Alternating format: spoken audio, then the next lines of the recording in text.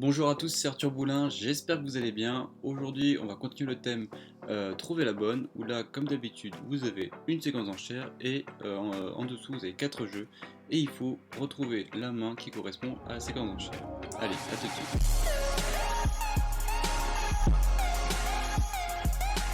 Pour ce premier exemple, vous avez la séquence à l'écran. Ça s'est passé 1 sans atout, 2 trèfles séman, 2 cœurs, 4 sans atout.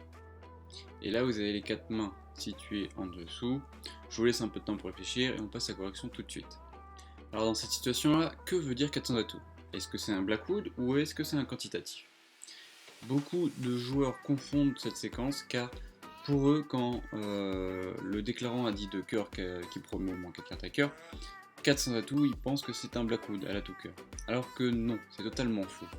Avec des ambitions de Schlem, vous dites tout simplement 3 piques, donc c'est-à-dire que vous nommez l'autre majeur au palier de 3. Donc si ça avait été un sans atout, 2 trèfles, 2 piques, 3 cœurs, 3 cœurs c'est là une exploration de Schlem à pique et rien à voir avec des cœurs. On va ensuite démarrer le contrôle et s'assurer de la qualité de l'atout. Donc puisque nous avons déjà une enchère pour explorer le Schlem à cœur, ici 400 atouts n'est pas un Blackwood mais bien un quantitatif, avec a priori 4 cartes à pique et 104 cartes à cœur, forcément. Donc la main qui doit correspondre normalement à cette séquence d'enchères doit avoir 4 cartes à pique, 104 cartes à cœur et bien sûr 16 points d'honneur environ. Bien sûr vous pouvez éliminer déjà les deux premières car à chaque fois on a 4 cartes à cœur, donc on serait passé par 3 piques comme je vous l'ai dit pour la première main. Et la main numéro 2 par contre avec seulement 12 points d'honneur, vous n'avez pas assez pour imposer entre guillemets le Schlem à cœur. Vous pouvez éventuellement le proposer, mais en faisant un splinter à 4 trèfles. Les autres mains, vous avez 4 cartes à pique, 104 cartes à cœur, très bien. Mais celle qui correspond le plus à l'enchère de 400 atouts quantitatifs est bien sûr la numéro 4. Car là, vous avez un jeu 4-4-3-2 avec 16 points d'honneur, exactement. Donc vous demandez au partenaire s'il a 17 d'appeler le Schlem. S'il a 15 de passer sur 400 atouts, et s'il a 16, éventuellement essayer de rechercher un fit à carreau par exemple, un fit 4-4, ou même voir un fit à 13-5-3, si c'est encore possible. Donc là, pour l'instant vous ne savez pas encore, 400 atouts, il a le droit de nommer ensuite l'ouvreur avec 16 points d'honneur, et il a le droit de nommer une mineure 4ème ou 5ème. Donc après c'est à vous de voir si vous êtes en match par 4 ou en tournoi par paire, si vous voulez prendre le risque de vous éloigner du champ en déclarant Schlem en mineur, ou alors jouer 6 sans atout avec 16 en phase de 16, 32 points normalement. Il y a de fortes chances que vous puissiez gagner le Schlem à sans atout. Et dernier petit détail pour la main numéro 3, là vous avez 17 points d'honneur. Donc en principe, quand on a 17 points d'honneur, on déclare le Schlem sans se soucier éventuellement si c'était 15 ça fait 32 qui manque 2 as. C'est vraiment quelque chose qui est très rare, on va pas en prendre en compte ça. Donc normalement en tournoi par paire vous dites 600 atouts, vous ne posez pas la question, mais comme je l'ai dit précédemment, si vous êtes en match par 4, bon d'accord, 600 atouts est peut-être un bon contrat, mais surtout parfois le Schlem en mineur sera meilleur. Et là sur 2 cœurs, vous pouvez éventuellement essayer de rechercher un fit à trèfle par le biais d'une enchère de 3 trèfles, mais c'est pas très. Ça monte plutôt 5 cartes, donc c'est pas une enchère qui est très claire. Par contre, ce que vous pouvez faire, ce que je peux vous conseiller, c'est de dire sur 2 cœurs, dire 5 piques. 5 piques, c'est quoi? C'est dans tous les cas, on va jouer le Schlem. Et partenaire, si tu as une mineure 4ème, tu dis 500 atouts. Ensuite, moi, je vais nommer ma mineure 4ème si j'en ai une. Enfin, normalement, quand j'ai 5 piques, j'en ai forcément une ou deux. Et si le partenaire a 5 cartes en mineur, il a nomme au pay de 6. Donc 6 trèfles ou 6 cartes.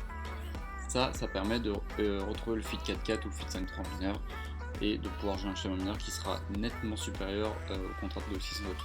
Mais ça, c'est à faire que en tournoi par 4 car, comme je vous l'ai dit, en tournoi par paire, là c'est différent. Vous allez sûrement être hors champ et marquer une moins bonne note que les autres.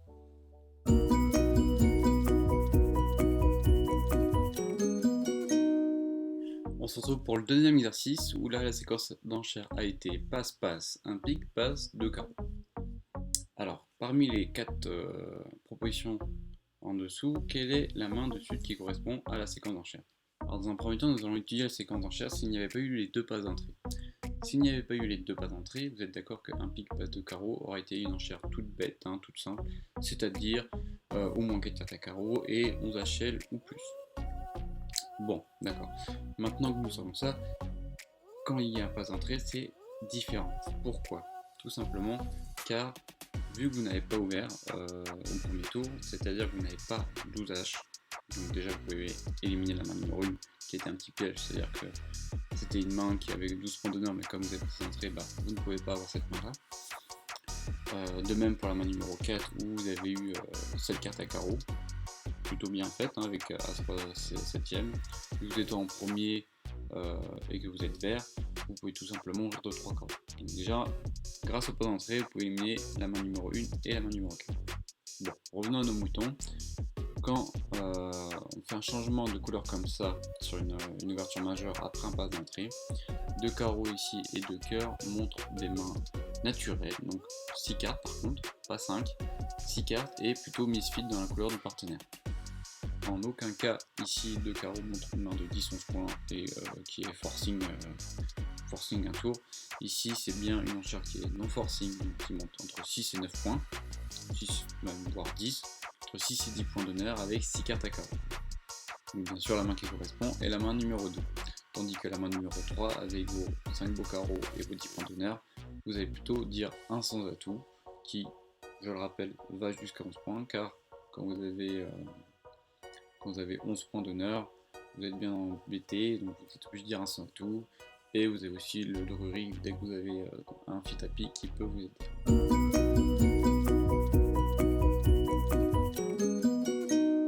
Nous voici enfin sur la dernière donne de cet exercice, où la séquence d'enchères a été un carreau, un cœur, un pique, passe, 2 cœurs, passe, 3 trèfles, passe, 4 piques. Et là, parmi les 4 mains qui sont proposées, quelle est la bonne qui correspond à la main de sud? Alors ici, on va un peu parler des soutiens de l'ouvreur après une enchère adverse, donc après une intervention.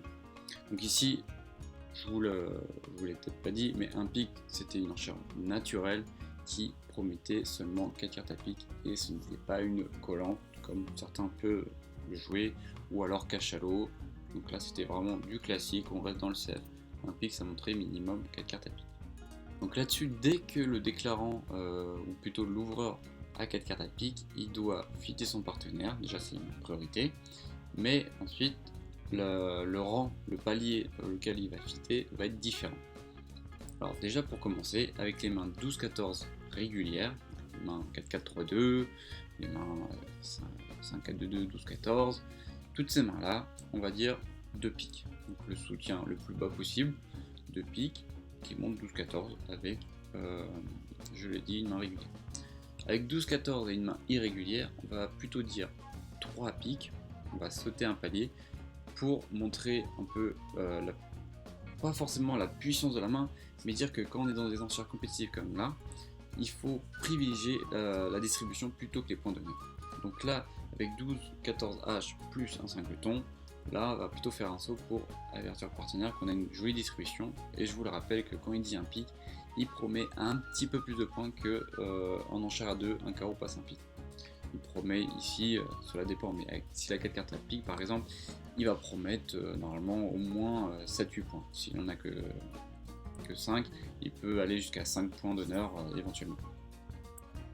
Donc ensuite, dès que vous avez 15-17 points avec une main régulière, normalement vous avez ouvert de 1 sans atout.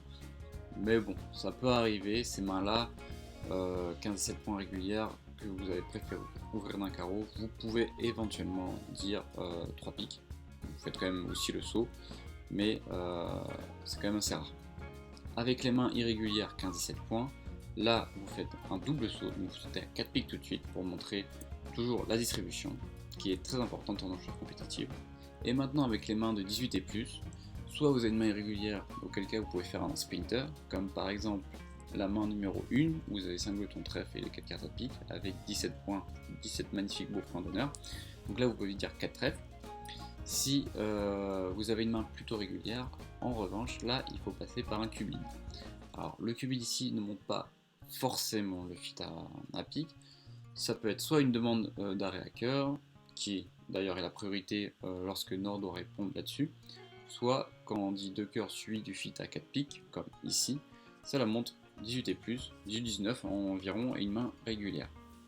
Donc, comme je vous l'ai dit, ici on veut absolument différencier les mains régulières des mains irrégulières pour pouvoir trouver un bon chelem. Et puis si les adversaires ont décidé d'ensuite d'essayer de nous barrer, nous faire des enchères de sacrifice, et ben au moins qu'on soit au courant de la puissance de la main de l'ouvreur, qui est quand même une main qui peut varier entre 1000 et 1 mains. Donc ici nous l'avons dit, la main qui correspond ici de 18-19 points réguliers avec 4 cartes à pique, et bien la main numéro 3. Avec la main numéro 1, nous avons dit qu'on faisait un splinter à 4 trèfles. La main numéro 2, où là vous avez 19 points d'honneur, mais vous n'avez pas d'arrêt cœur et vous n'avez pas 4 cartes à pique. Donc là vous pouvez éventuellement dire 3 piques pour dire bah, j'ai une grosse main, je veux jouer la manche, mais je n'ai pas l'arrêt cœur, et par contre j'ai 3 cartes à pique qui, pourquoi pas, peuvent être utiles si on décide de jouer en fit 4-3, ou alors éventuellement si le partenaire envisage de jouer 5 carreaux, c'est encore possible.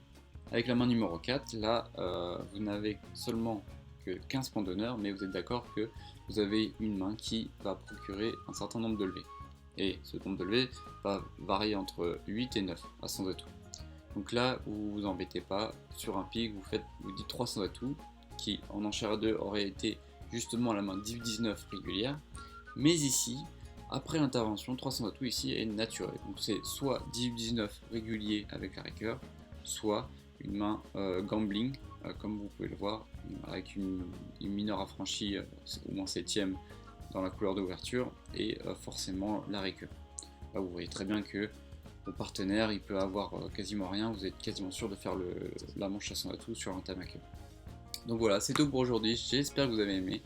N'hésitez pas à faire des commentaires si vous avez quelque chose que vous n'avez pas compris, j'y répondrai. Et puis sur ce, je vous dis à bientôt. La semaine prochaine, vous aurez le droit à une vidéo sur les maniements de couleurs. Donc si vous aimez ça, vous ne serez pas déçus.